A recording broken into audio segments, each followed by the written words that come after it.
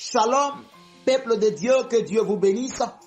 Alors j'aimerais partager une parole de connaissance avec vous encore en ce jour. Alors ceci est nommé l'avenir de notre Seigneur Jésus. Bien-aimés, comment pouvons-nous maintenir dans la sainteté jusqu'à ce que le Seigneur Jésus-Christ vienne trouver ses élus? Alors nous allons partir dans la parole de Dieu. Dans 1 Jean 5, verset 3 à 5. Je lis la parole de Dieu avec respect. Car l'amour de Dieu consiste à garder ses commandements. Et ces commandements ne sont pas pénibles. Parce que tout ce qui est né de Dieu triomphe du monde. Et la victoire qui triomphe du monde, c'est notre foi. Qui est celui qui triomphe du monde? Sinon, celui qui croit que Jésus-Christ est le Fils de Dieu. Alléluia. Alors, bien-aimés, cette parole est en train de nous montrer comment nous pouvons nous maintenir dans la présence de Dieu. La Bible déclare que car l'amour de Dieu consiste à garder ses commandements. Oui, bien-aimé, si tu aimes Dieu, la première des choses que tu dois faire, c'est de garder les principes de Dieu. Si tu aimes Dieu et que tu as l'amour de Dieu, frère, la première des choses que nous devons faire, c'est de rester dans la présence de Dieu et de marcher selon les principes de Dieu. Alléluia. Alors la Bible déclare que si nous marchons selon les commandements de Dieu, nous allons comprendre et nous allons voir les choses de Dieu, les commandements de Dieu ne sont pas pénibles. Lorsque nous cessons premièrement à connaître ou à rester en connexion avec le Créateur bien-aimé, nous allons voir que les choses de Dieu ne sont plus compliquées parce que le Saint-Esprit nous rend toutes choses faciles. Alléluia. Et la Bible dit au verset 4, parce que tout ce qui est né de Dieu triomphe du monde. Oui, frère, lorsque nous marchons selon la parole de Dieu, lorsque nous restions dans la présence de Dieu, lorsque nous cessons la face de Dieu, à chaque moment, oui, bien-aimé, lorsque nous cessons la face de Dieu, oui, lorsque nous marchons dans les voies de Dieu, bien-aimé, la Bible déclare que nous triomphons du monde. Alléluia. Alors la Bible dit, et la victoire qui triomphe du monde, c'est notre foi. Nous devons avoir premièrement foi en Dieu. Nous devons nous confier jour et nuit. Nous devons confier nos sujets, nos problèmes à Dieu. Et nous devons croire que l'Éternel Dieu a déjà exaucé nos prières. Nous devons croire que le Seigneur nous a déjà exaucés. Alléluia. Alléluia. Et il dit au verset 5, bien-aimé, qui est celui qui triomphe du monde? Sinon, celui qui croit que Jésus-Christ est le Fils de Dieu. Qui peut triompher du malin? Qui peut triompher du monde? Qui peut avoir la sainteté? Qui peut avoir la victoire si ce n'est que celui qui croit que Jésus-Christ est le Fils de Dieu? Alors, toutes ces personnes qui croiront que Jésus-Christ est le Fils de Dieu et qui marcheront selon les principes de Dieu, voici ce que la Bible nous dit dans Matthieu 25, verset 31. Et je lis la parole de Dieu avec respect. Alléluia. Matthieu 25, verset 31. Je lis la parole de Dieu avec respect. Lorsque le Fils de l'homme viendra dans sa gloire, avec tous les anges, il s'assiera sur le trône de sa gloire. Au verset 32, toutes les nations seront assemblées devant lui.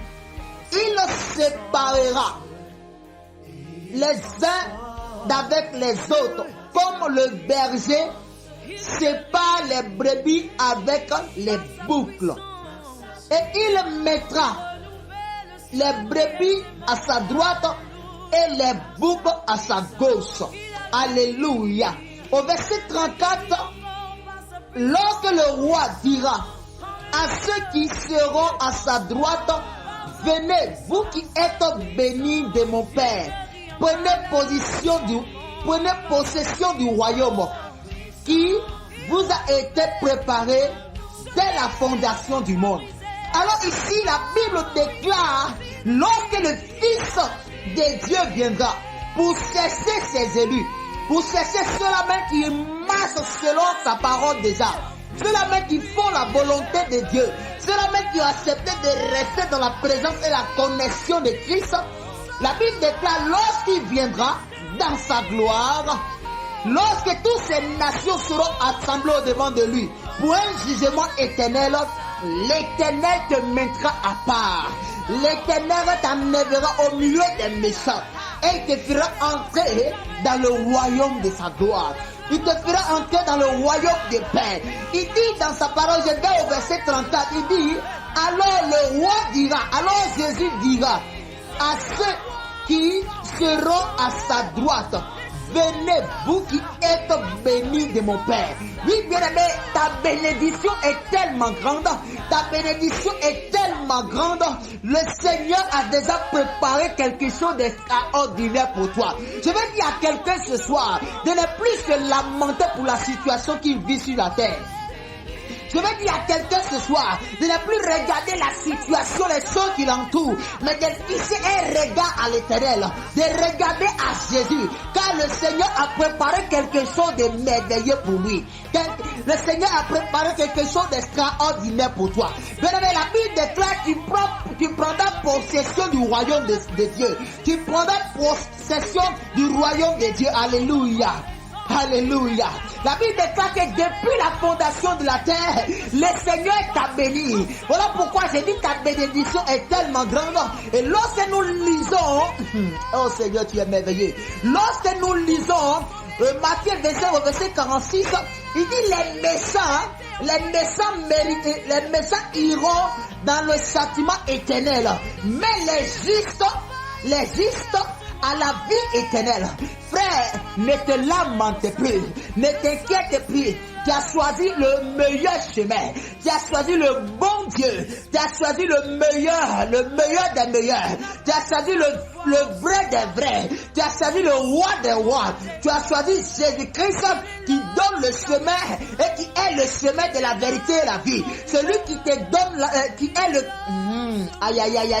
Celui qui est la clé qui te permet de rentrer dans le royaume de Dieu. Celui qui est la clé qui te permet de rentrer dans la paix de Dieu. Laisse-moi te dire, l'Éternel a un regard favorable sur ta vie. Laisse-moi te dire, mon frère, l'Éternel a un regard favorable sur ta vie. Toi qui reçois cette parole, reste connecté à Christ, quelle que soit la situation qui va arriver. Regarde, laisse-moi te dire, Bartimée était aveugle.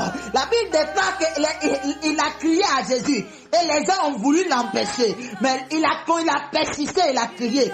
Et Jésus-Christ s'est retourné vers lui. Et le Seigneur lui a rendu la vue. Bien aimé, laisse-moi te dire, il peut y avoir des problèmes, il peut y avoir des difficultés dans ta vie, mais ne laisse pas les difficultés de te dominer. Ne laisse pas les problèmes te dominer, mais regarde à Jésus. Regarde, reste connecté à Christ et tu verras la gloire de Dieu se manifester. Aïe, aïe, aïe. Je suis en train de dire à quelqu'un, reste connecté à Jésus. Reste connecté au roi des rois et tu verras la gloire de Dieu se manifester dans ta vie. Que le Seigneur vous bénisse. Que la gloire et l'éternel soit sur votre vie au nom puissant de notre Seigneur Jésus-Christ que j'ai prié. C'était l'évangéliste Dieu pour l'exhortation. Amen.